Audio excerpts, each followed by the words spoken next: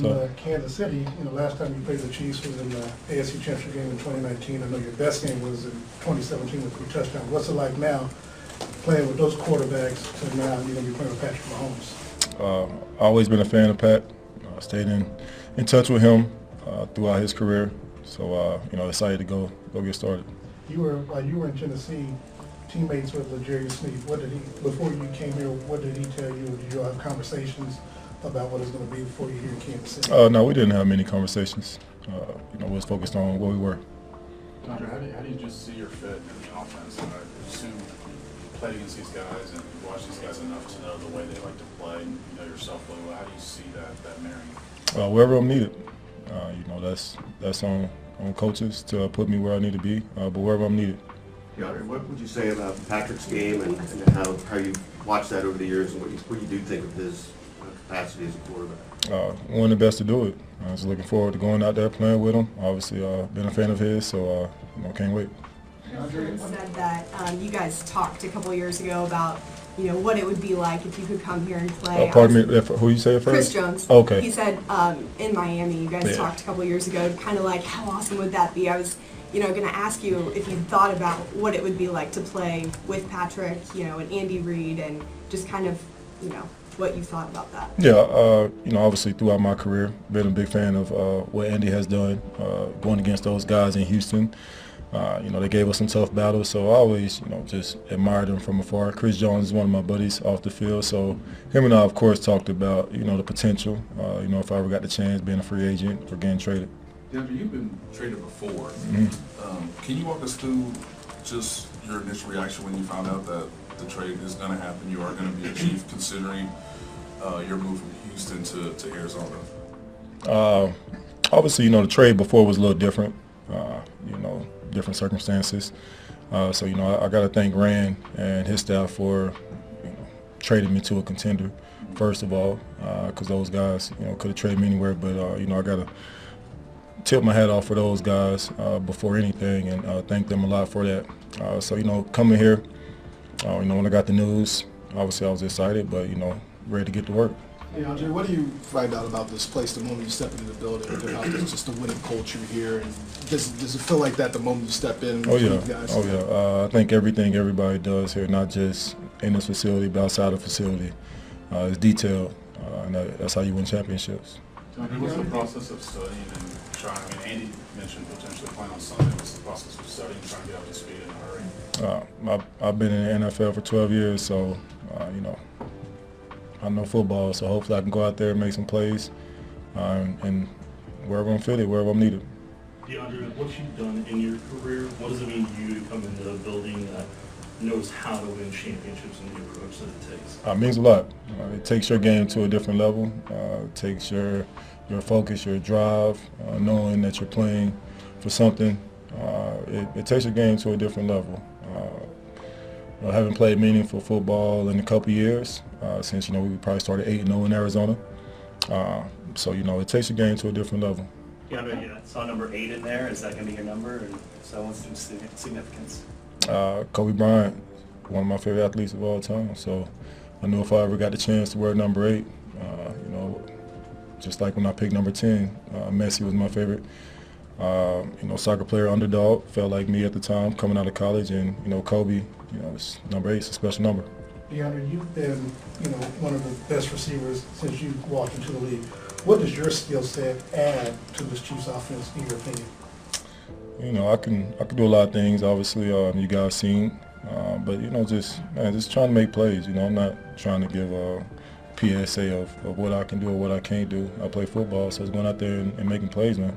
You mentioned that you worked with a number of quarterbacks. In your experience, how long does it take to truly get on page with the new quarterback that's thrown to you? Obviously, Pat has done this before with different receivers coming in. I've played with many quarterbacks, so I think we'll be all right.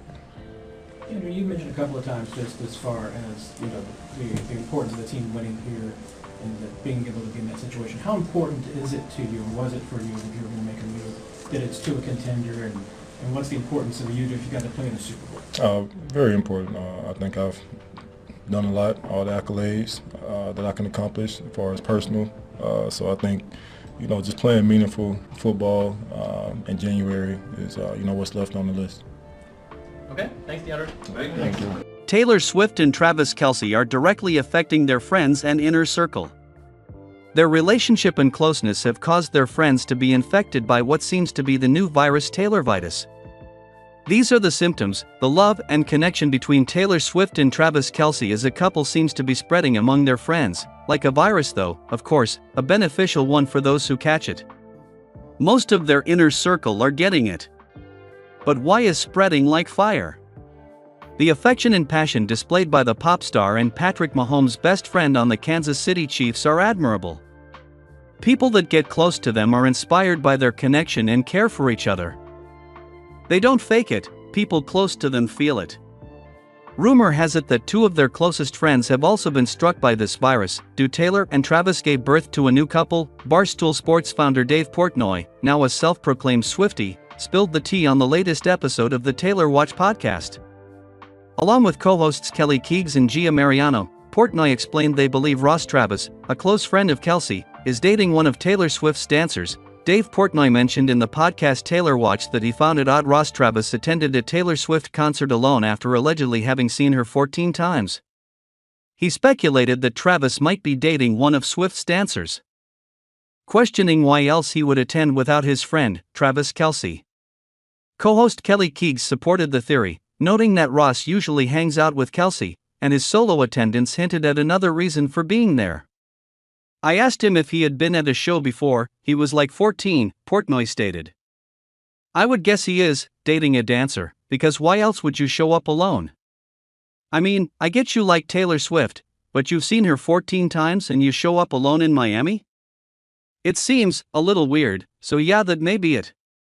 Travis, a former NFL player for the Chiefs from 2015 to 2017, has frequently been seen attending Chiefs games with Taylor Swift, and he's often spotted in her suite at Arrowhead Stadium. Though it's unclear which of Swift's dancers he might be romantically linked with, the rumors seem plausible given his close connection to Swift through Kelce and the amount of time he spends in her circle. Travis Kelce couldn't attend any of Taylor Swift's Miami Eras Tour shows last weekend because he had a Kansas City Chiefs game that Sunday. He felt extreme regret over it, he revealed on New Heights today to his brother and co-host, Jason Kelce. Jason had attended Swift's Friday concert with his family. I had all the FOMO in the world with the entire family and a lot of our friends being there, Kelce said. I had a bunch of friends who were also down by the stage that had been to a few shows overseas. And they were saying the same thing that you're saying, that Miami Stadium was just on another level. And man, I wish I was there. I wish I was there. Kelce teased his brother for the photo that came out of Jason seemingly sleeping. The Chiefs tight end offered high praise of his girlfriend while doing it, saying, "The show is absolutely electric. It's the greatest show that's ever been on stage, and you're over here, falling asleep?" Jason denied he was actually napping. He explained that he sat down, and I'm just feeling it. I'm tapping my thigh, and I'm just in the moment listening to the song. And then all of a sudden, I go on Twitter, and I see this fucking picture, and I'm like, dude, what the fuck? Like, I'm not even sleeping and I can prove it to you. He added, the mist of the rain had just started to get into my face. And I'm just sitting here, and I'm in the moment. The brothers agreed that the energy at Swift's Miami shows was extraordinary. Kelce offered a little message to his partner as he ended their discussion of her Miami concerts. Shout out to Tay-Tay for powering through a few rain shows there. On Instagram yesterday, Swift reflected on her experience in Miami. She wrote, "The Eras Tour is back and the 3 Miami crowds we just got to play for were on a new level. With only 5 cities left to play before it's over, I knew I was going to be savoring every moment up on that stage, but the bewildering passion of those crowds really blew my mind. It rained, a lot, the first and third nights, and so that kicked up the cinematic drama. I had really missed this on our break.